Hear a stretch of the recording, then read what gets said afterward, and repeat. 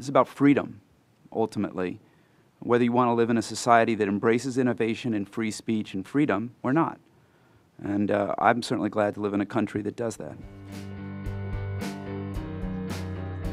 The New York State Department of Financial Services just concluded a 2-day fact-finding hearing on how to regulate Bitcoin and other virtual cryptocurrencies. The big questions on the table were, should New York State have a role in overseeing the use of virtual currencies, or do existing federal regulations suffice?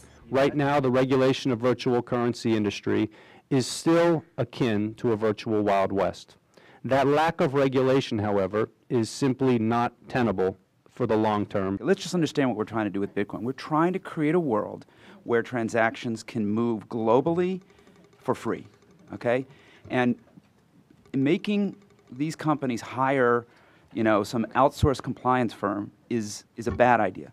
For regulators, the biggest concern is that Bitcoin will be used to facilitate narco-trafficking and other illegal activities. One day before the hearing started, Charlie Shrem, a major figure in the Bitcoin community, was arrested on charges of using cryptocurrency to launder money. The Winklevoss brothers, who appeared at the hearings, were major investors in Shrem's firm. Legal action that we saw yesterday underscores how critically important it is that we put in place guardrails for this industry to help root out money laundering and other misconduct. It seems like the system is working. Law enforcement did a fantastic job using existing regulations and their capacity and their capabilities to find out the people behind it, and they shut it down. Are you saying, though, that it couldn't happen again today?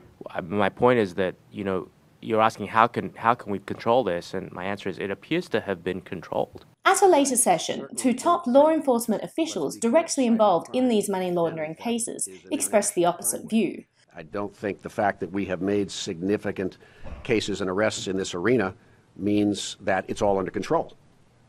It's not. Yes, there have been significant cases, but these cases like Silk Road and Liberty Reserve, there were hundreds of people engaged in criminal conduct dealing with these entities and dealing in virtual currencies. They have not all been arrested.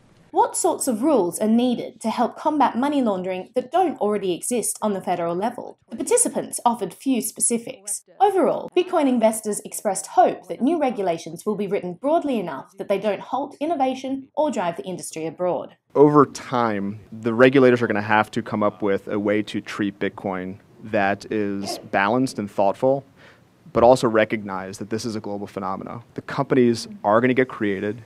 Jobs are going to get created, innovation is going to happen. We've got to figure out a way to do it in a balanced way so that it happens here in the U.S. and hopefully here in New York. Bitcoin allows the duopolistic incumbents. It challenges them, and I think that's very healthy. I think that's very American. And I think that's what we should all be striving for.